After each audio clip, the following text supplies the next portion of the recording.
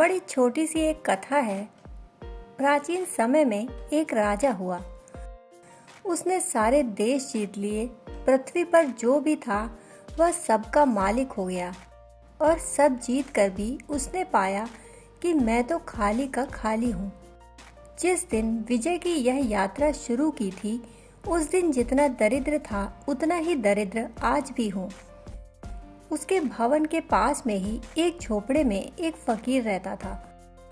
उसने उस फकीर को बुलवाया और पूछा कि तुम तो दरिद्र हो और तुम्हारे पास कुछ भी नहीं, फिर भी सुबह सांझ तुम्हें गीत गाते देखता हूँ और मेरे पास सब है और जो भी उपलब्ध किया जा सकता था सब मैंने पा लिया, परंतु मेरे जीवन में तो दुख और उदासी के सिवा कुछ भी नहीं। तुम्हारे इस गीत का रहस्य क्या है? फकीर इसके पहले कि कुछ बोलता, उसके शिष्य भी उसके साथ आए थे और उन्होंने कहा, हमारे गुरु ने अमरता उपलब्ध कर ली है और जो अमरता को उपलब्ध कर लेता है वह फिर दुख के बाहर हो जाता है। राजा नीचे उतरा और उस फकीर के चरणों को पकड़ लिया और उनसे कहा, किसी भांति मुझे भी अमरता मिल जाए, मैं भी अमृत को उपलब्ध हो जाऊं तो बड़ी कृपा होगी। फकीर बोला, बहुत ही सरल बात है, व्यर्थ ही तुमने दौड़ धूप की, इतने राज्य जीते। यहीं पास में पहाड़ी के पास एक झरना है और उस झरने का पानी जो भी पी लेता है वह अमर हो जाता है। तो तुम जाओ और उस झरने का पानी पी लो।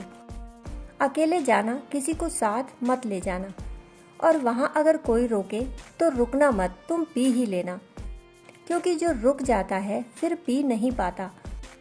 राजा और क्या चाहता था? यदि हमें भी कोई बताने वाला मिल जाए तो हम और क्या चाहेंगे। और फिर पहाड़ी के करीब में पास ही झरना था। उस राजा ने कहा, कोई कितना ही रोके मैं क्यों रुकूंगा। राजा गया और पहाड़ी के इस पार ही उसने अपने साथी छोड़ दिए। वह अकेला ही पैदल चल पड़ा और पहाड़ी के झरने के पास पहुंचा। जैसे ही वह झरने में हाथ डालने को था कि पीछे से अनेक लोग चिल्लाए कि रुक जाओ, अन्यथा मुश्किल में पड़ जाओगे। एक क्षण उसे लगा कि इसमें रुकने की क्या बात है, पर पीछे से आवाजें आईं, इतनी जल्दी भी क्या है, एक क्षण हमारी बात सुन लो और फिर पी लेना पानी। और राजा ने देखा कि पीछे तो बहुत से वृद्ध और बहुत कुरूप लोगों से जंगल भरा हुआ है। उसने पूछा, क्या बात है? उन्होंने कहा, हम सब इसी झरने का पानी पीकर भूल में पड़ गए, अब मरना मुश्किल हो गया है। अब हम मरना चाहते हैं और मरने का रास्ता नहीं, और हमें हजारों वर्ष हो गए, हम बूढ़े हो गए, हाथ पैर भी कमजोर हो गए हैं, आंखों से दिखाई नहीं पड़ता परंतु मर नहीं सकते। पहाड़ से गिरते हैं, हाथ पैर टूट जाते हैं, परंतु मृत्यु नहीं आती। जहर खा लेते हैं, सुस्त हो जाते हैं, परंतु मृत्यु नहीं आती। कोई उपाय करें, हम मर नहीं सकते। तुम रुक जाओ, थोड़ा समझो, हमारी बड़ी दुर्गति है, फिर तुम्हें पीना हो तो तुम पी लेना। एक क्षण उसने खड़े होकर सोचा, यह तो सच में विचारणीय था, अमर होकर फिर क्या करेंगे। और उन बूढ़ों ने कहा, हम बहुत मुश्किल में पड़ गए। पहले सोचा था अमर हो जाएं, अब रोज रोज वही दोहरा रहा है, वही दोहरा रहा है। हम घबरा गए हैं और मरना चाहते हैं।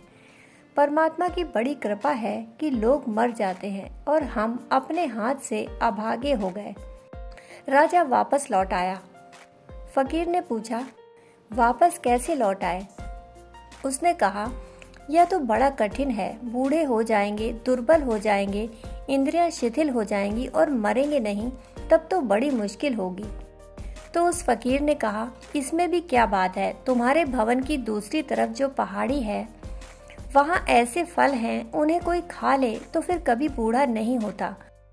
तो पहले उन फलों को खा लो और सदा के लिए चिर युवा हो जाओ, और फिर जाकर वह पानी पी लेना, तो कभी नहीं मरोगे। उसने कहा, यह बात तो कुछ ठीक लगती है।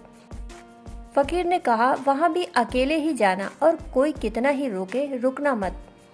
राजा वहाँ भी गया और वहाँ भी वही हुआ। जैसे ही वह फल तोड़ने को था, चारों तरफ से आवाजें आईं कि ठहर जाओ, फिर बहुत पछताओगे।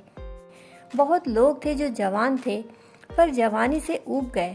कितनी देर जवान रहा जा सकता है? कितने वर्ष, कितनी देर तक जवानी और जवानी के सुख अर्थ रख सकते हैं? लोगों ने कहा हम बहुत मुश्किल में पड़ गए हैं, बुढ़ापा आता ही नहीं, ऊब गए हैं, वही वही दोहराता है। सैकड़ों वर्ष हो गए वही वही करते।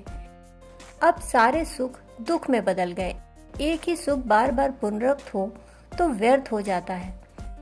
सुख में तो रस है जब वह नया हो, और जब बार बार वही पुनरुक्त हो तो व्यर्थ हो जाता है।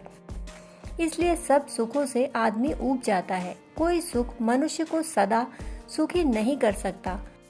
सुख तो उबा देगा क्योंकि वह दोहराएगा, और जितना दोहराता जाएगा उतना ही व्यर्थ होता जाएगा। उन युवकों ने कहा हम बहुत मुश्किल में पड़ गए हैं, हम घबरा गए हैं, परमात्मा किसी भांति हमें बूढ़ा कर दे। वह राजा वहां से भी वापस लौट आया।